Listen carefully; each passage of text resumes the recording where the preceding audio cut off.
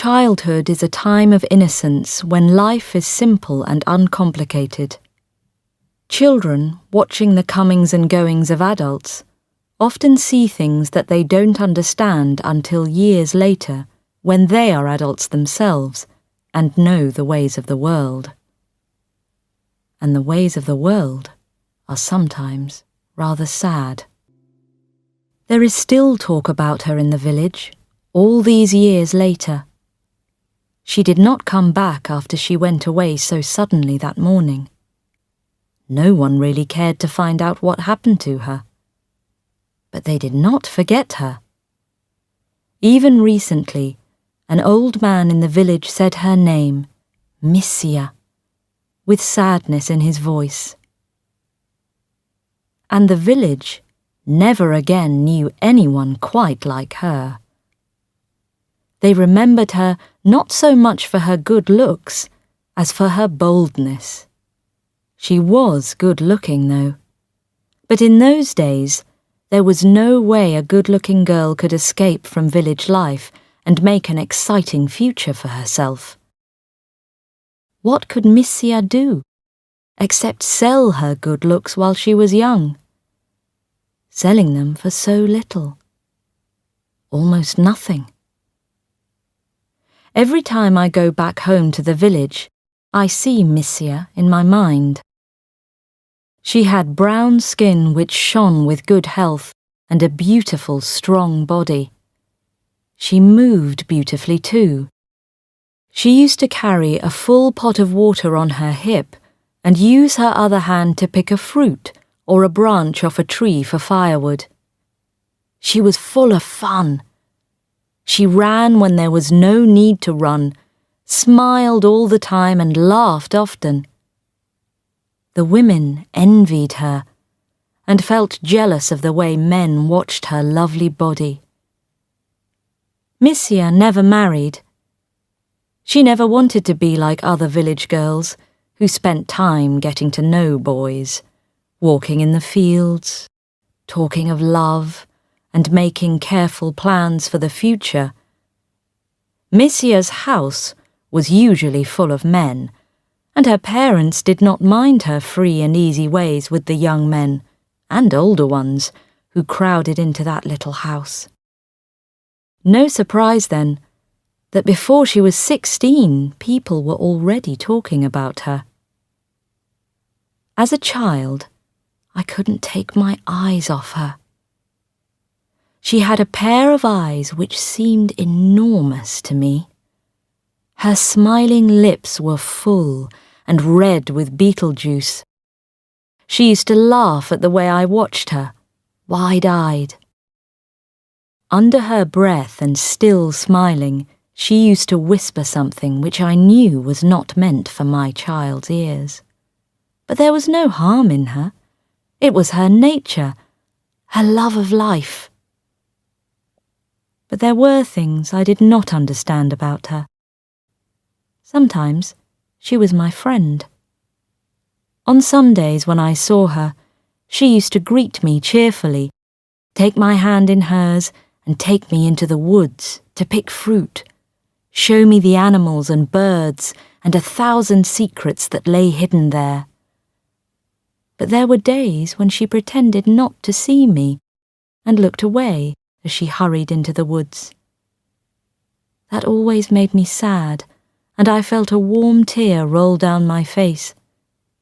At those times, I used to look away too, pretending to look at a wild flower or watch some insects on the ground. I knew she did not want me around, and I wanted her to think that it did not matter. But it did. It did.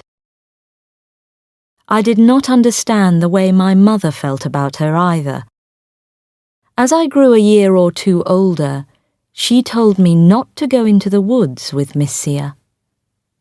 Suddenly, one hot afternoon, Mother called me from the garden and said, very firmly, "You must not see Missiya again. You're not a child any longer. You must stop bothering her to play with you." I couldn't understand why. I didn't say anything.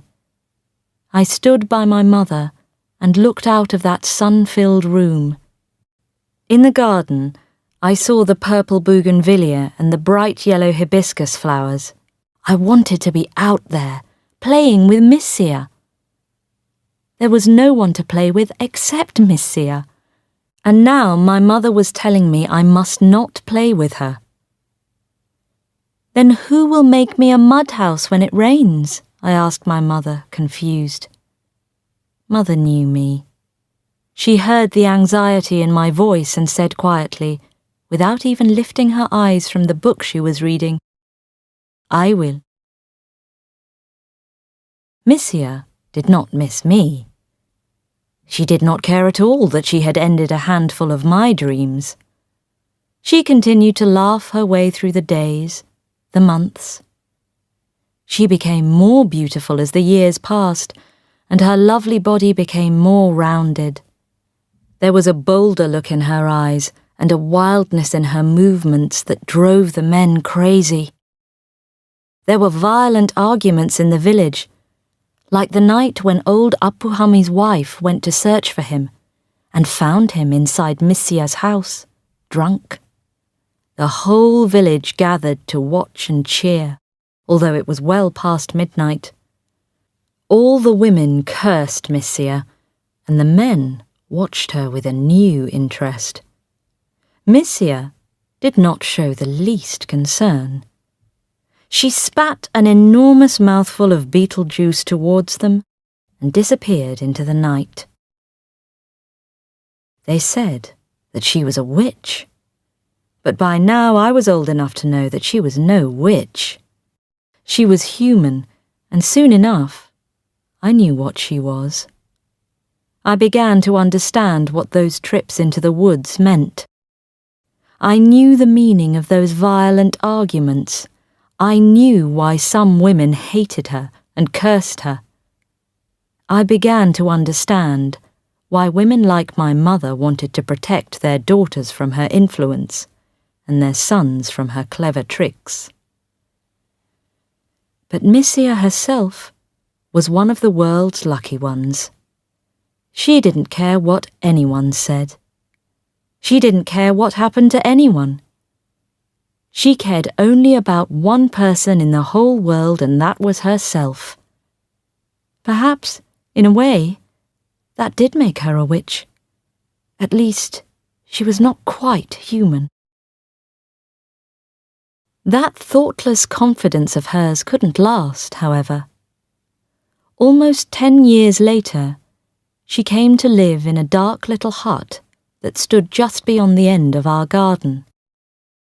By then, she had begun to lose the freshness of her young beauty and her carefree ways. At 25, she was an adult woman, a good-looking woman, and an inviting one. She lived alone because her parents had died, but nothing else had changed with her. The village still hated her and loved her. The men still came to her by night. During the day she worked making baskets. Day or night, she appeared not to care how the next meal came to her, what happened to her, or what she would do when she grew old. When I met her for the first time after many years away, I was shy. She smiled at me as I walked past her little house.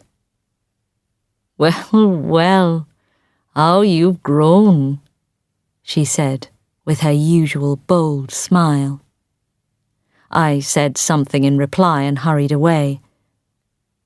In the rapid look I gave her, I saw the heaviness of her body and wondered if she was getting fat. There was something about her that seemed different. I looked back and saw her watching me. She had a look of cat-like happiness on her face that day.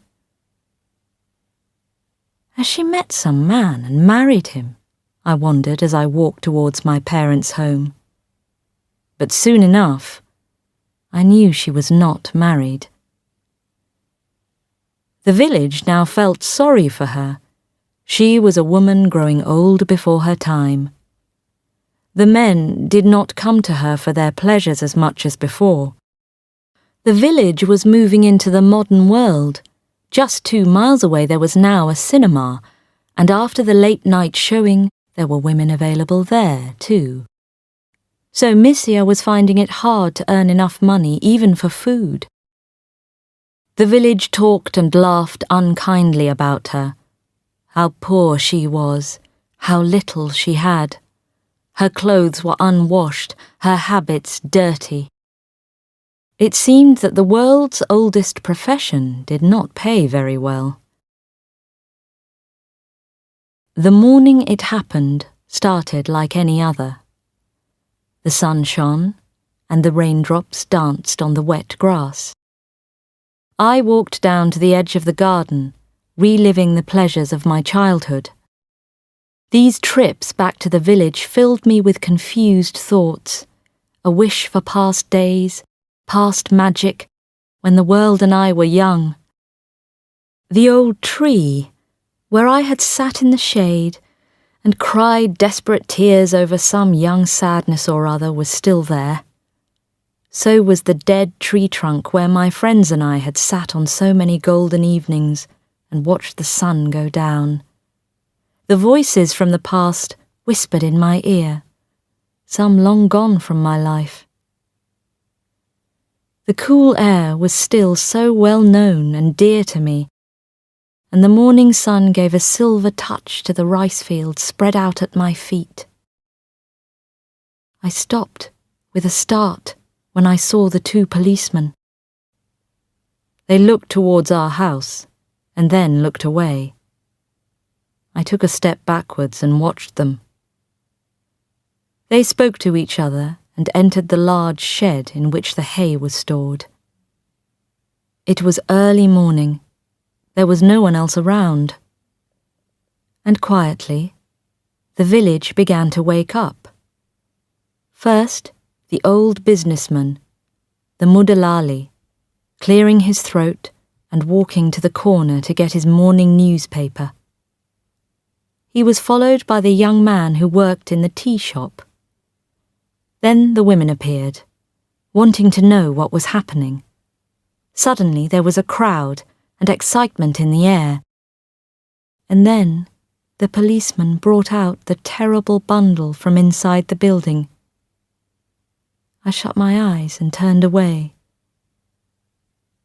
It was such a tiny bundle, a helpless little thing, killed by its own mother and hidden in the hay.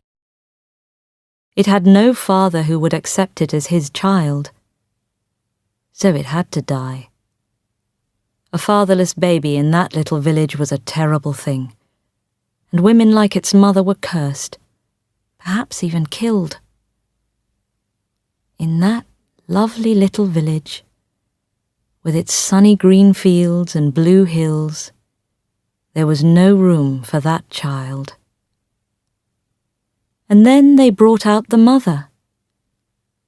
She didn't hide her head guiltily as they wanted her to. She still held her head high and looked straight at all of us. I hid behind a tree and watched her. I still couldn't take my eyes off her. She looked at the silent crowd, and then she noticed me. She smiled at me, bold and direct as always. I shut my eyes. She didn't care that I gave her no answering smile. She turned to the crowd with the same bold smile and spat an enormous mouthful of beetle juice towards them. And then she went away with the policeman.